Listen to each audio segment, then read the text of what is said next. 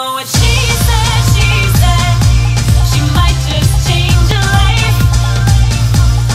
And we are live at the Rotman School of Management for the TD Rotman Essay Competition. I'm here with, I'm Christine Bentley, I'm here with Kate Wheeler and Sharon Caddy. And our next guest is Walid Hejazi, Associate Professor at the Rotman School of Management. Good morning. Good morning. So what do you think about this great venture? I think it's a fantastic step forward. I was sitting in on the presentations that the 5 finalists made, and I think we're really learning a lot about the challenges that women face and the decisions they have to make. We're getting a really unique perspective that you really don't get from many other studies. Now, you are obviously a teacher, and so you have tons of students. You haven't gotten that feedback from them? Yeah, informally. So at the Rotman School, we have about 500 MBAs a year. About 35% of our class are female. And, you know, this is at the beginning of their career. It is true for the executive MBA. The women are further along, but we're seeing the decisions that they're making as they enter the workforce. But we haven't really studied it formally. How are the decisions made by females fundamentally different than how they're made by males? But most importantly, what is the impact of those decisions on their careers, and how do women reflect on that years later? So these essays must be giving a really interesting look inside and a real life perspective on how these issues are seen and addressed. And from what we've seen by the different people who are finalists, from a broad range of perspectives. Yeah, absolutely. And, you know, it's really important to note that a lot of the stories have some similarities, regardless of what industry the candidates come from. The stories that they often have similar decision points around family, around career, around the importance of a financial dimension. I think really what we're able to do so there are 5 finalists, but I want to know. No, there were 6. 6, I'm sorry. They had to add one. They were all They're so good, they're so good. Okay. Who knows, by the end of this interview there could be 7. But, you know, in total, we had almost 400 submissions. The exact number was something like 360 or 370. So what we are going to be able to do from an academic perspective is to take a lot of the concrete data that each candidate submitted with their application, what we call the intake form. So we have a lot of demographic information, income information, data on age and occupation and so on. And now we can supplement all of that sort of quantitative data with all of these stories that we have from these 360 or so women that have submitted these stories. I think what's really important is that when someone fills out a survey online, it doesn't have the passion. When a candidate, in this case women, actually sit down to write this 1,500-word essay, they really pour their heart into it. And then to have 6 of them, thank you, 6 of them actually come and tell us their story, the passion and the emotion is absolutely incredible. It tells you the pains that, you know, women go through in making these decisions and reflecting back on whether or not these decisions, in hindsight, were the right things to do. And most importantly, what advice would they give to their younger self? Well, Rotman is a recognized leading edge institution, and so I have noticed in the past years that educational institutions are now feeling that they need to do more than just offer the courses and the degree. They need to provide some guidance, you know, and some sort of pathway for these graduates. And it looks to me like this is exactly what you're getting involved with TD, which is something to give your female students. Yeah, absolutely. Just to point to one data point from one of the presentations, one of the candidates was talking about a job that she wanted to apply for, but realized she didn't have all of the credentials. But in reading some of the published work, I believe it was Lean In, where the evidence that came out would show that men are far more likely to apply for a job, even if they're not qualified, right, relative to women. Had this woman not known that, she said she would not have applied for that job. Why is that important? Coming directly to your point, I believe educational institutions do a fantastic job at preparing students, MBAs and so on for the job market, but do a relatively poor job at making them really understand what the challenges really are facing women relative to men. And I believe that this study, what we're doing now, we're able to more formally analyze and understand the decisions that women make, and by communicating this back to women in the MBA program, but just women generally, they're able to make more informed decisions, and they're able to have the benefit of understanding how other women who were in similar situations made those decisions and how it turned out. And I think that's a very important addition. Now, further to this, though, obviously this research that you'll get out of all this, what you'll be able to communicate, will impact young women who are coming through the educational system. How do you think that same information will impact the young men who are embarking on their careers? Oh, that's a hard question, okay? Actually, we've had lots of conversations, particularly around women who work in finance, and the whole issue of after work and going for a drink and networking. And it's a really sensitive issue as to whether or not women, after work, working in the finance industry, are able to go out for a drink just for networking relative to men. Now, males just do it, and it's natural, it's no big deal. Women, and again, it's a controversial topic and it's sensitive, but it's more difficult. What I've been trying to do, and what the Rotman School has been trying to do, is to make men more sensitive to that issue. The whole idea being that understanding and being sensitive to the fact that, hey, all of the guys are out there, but it's not that you want to change, but you just want to be sensitive to the fact that the challenges that women face are somewhat different. So I believe there's a lot of work to be done to get men to be more sensitive and not just so be oblivious to the challenges that women face. It's funny that you brought that up, because just this morning before I came, I was having breakfast with my daughter, and we were going through a BuzzFeed list of 36 tips that you should and shouldn't do at work. And one of them was not going out for after-work drinks shouldn't affect your career, but it probably will. That's right. And that's, it's such an important question, and again, it's controversial. I actually believe, first of all, each person does what's in their own best interest, and maximizing your job prospects is not the one dimension that should drive everyone. If someone decides to stay home and take care of a family, whether that be a male or a female, we should respect that. But having said that, I actually believe that women going out for drinks afterwards, I actually believe that would really help their career. But I also believe there are other challenges around, not so much the women, but the men and how they perceive that and how they interact. And I think that we need to have more intelligent and more mature discussions about that in order to better understand that whole process and how to manage it. Well, you obviously, the school, Rotman understands this, so that's the basis, the beginning, the education. And a lot of students are trying to figure out how to navigate this corporate world. But what about, where do you bring corporate Canada into this? The leaders who make the decisions that affect those women who are trying to navigate, the stream.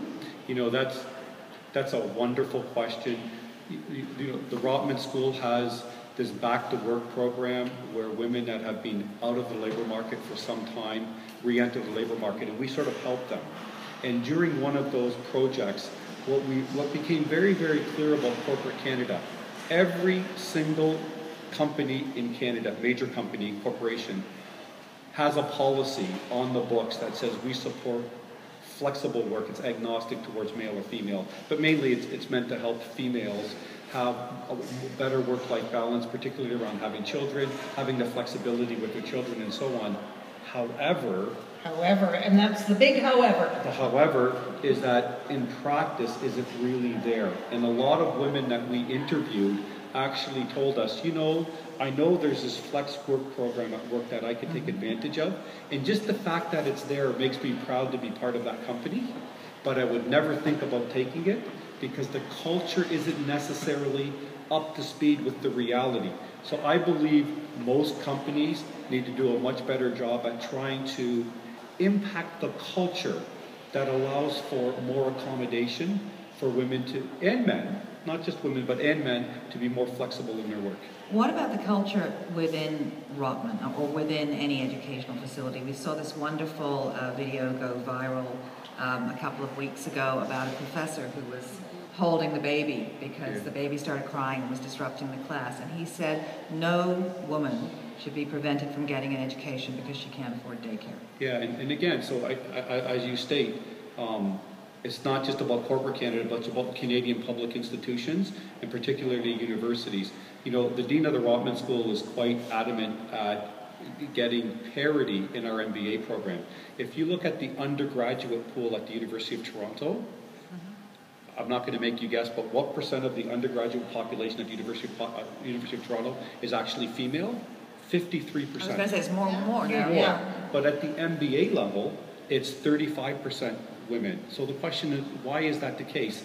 And, you know, we've all heard this term, the glass ceiling and so on, but really the MBA really allows candidates, male and female, to really move to the next level. And that's why the MBA is one of the most sought after degrees, because it really does help people move to the next level.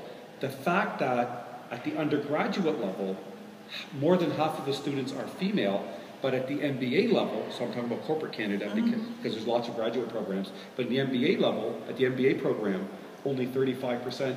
That tells you that within the business community, there's an issue that's not allowing more women to participate in further education, among other trajectories that help them move to the higher level. You're watching What She Said on YouTube. We are back at the Rotman School of Management for the TD Rotman Essay Competition, and we are talking to Associate Professor Walid Hejazi, and we were talking earlier about some of the issues that you see, that your students talk to you about, and the benefits of this particular essay competition. And one of the big issues for women that has been talked about in many areas, but one that you recognize is networking. And women ask themselves, you know, men go and golf and men go out for drinks, and are women on an equal footing there? They're definitely on a different footing. I would argue they're on an unequal footing, particularly in male-dominated areas like finance. When people do the MBA program, the three big benefits, or the three factors that help predict who does the best, one of the most important one is networking.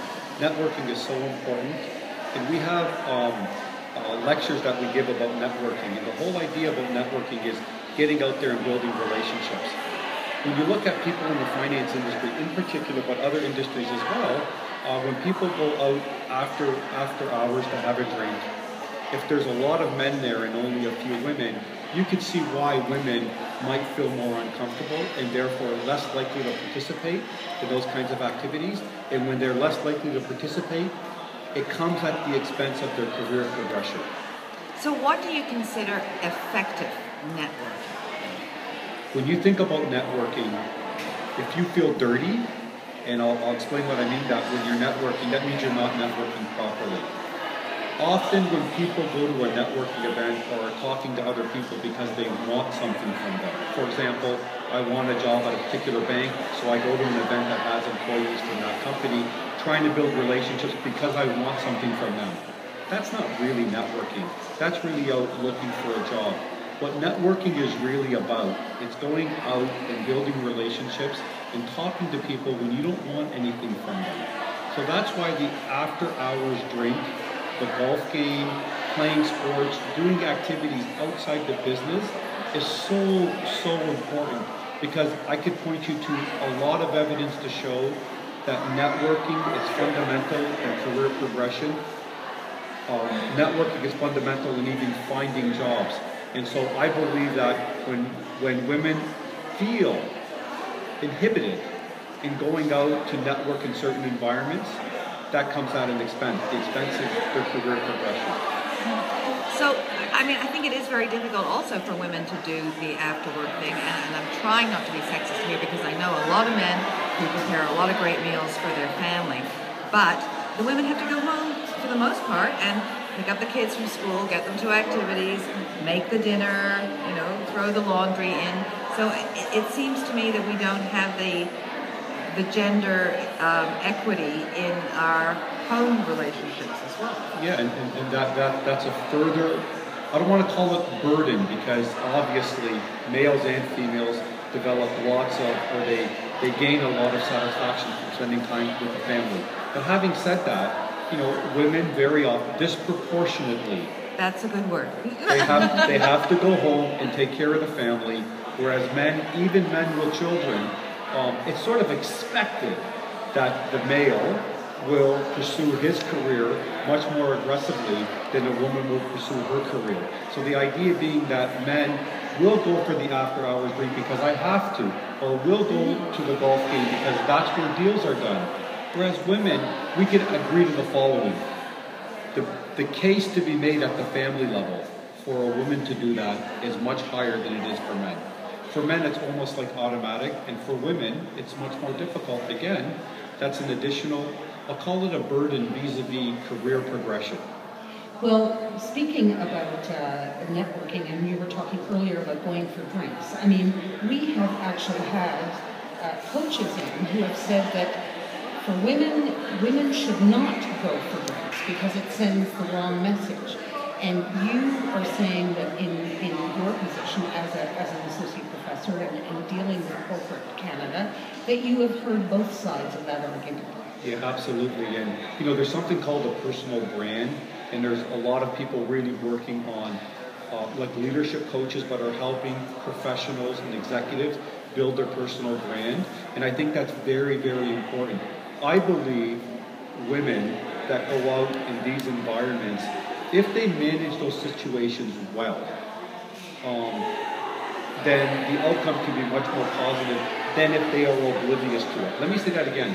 I believe that if women go to these events and are totally oblivious and say, oh, what's the big deal?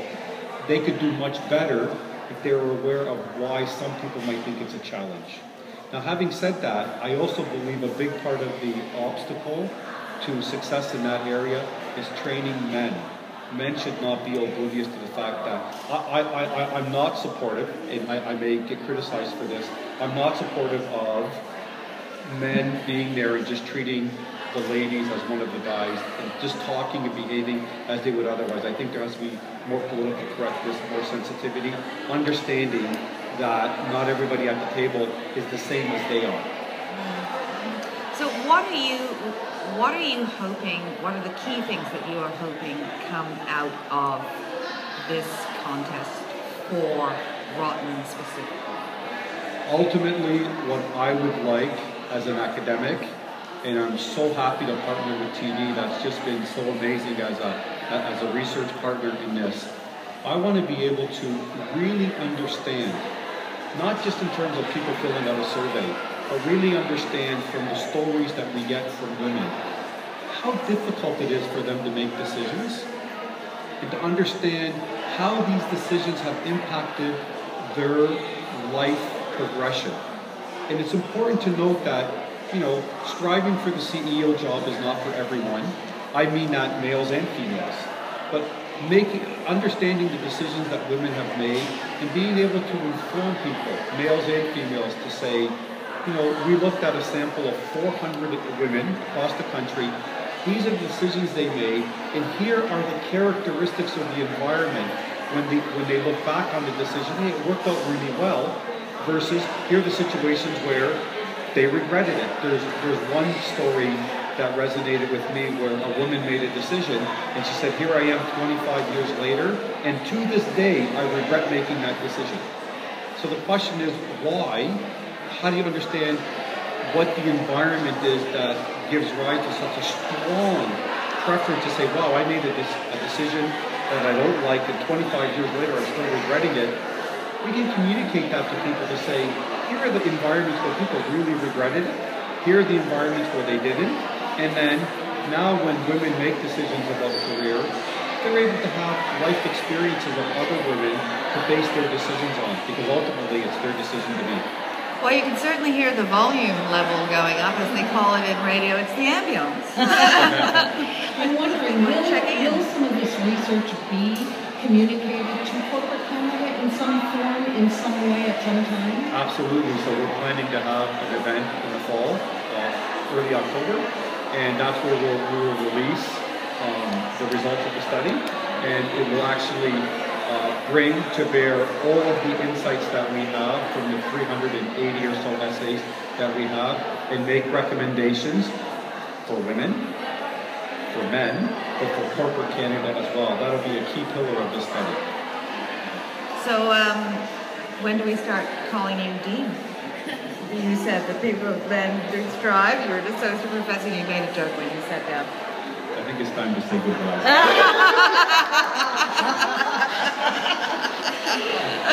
So how many people do you know how many people are coming to this? Yeah, so we have 200 people, a group of 200, but we have an extensive waiting list, and it's one of the few events that we've had where we've actually had to turn a lot of people away. I think that we could easily have in excess of 300 people here, maybe 4, but we stopped it at 200. Yeah, this is going to be amazing. And if I could just say one more thing, when we first launched this essay competition, we were having discussions and estimates of how many essays would actually be submitted.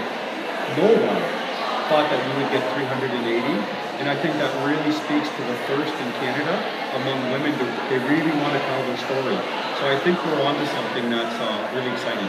There was one, and we talked about this with Vanessa on the air in a TV Your Story, Your Future segment. There was one criticism that a few of our listeners got, and that was that you had to have a degree. And Vanessa said that is something that they were going to look at.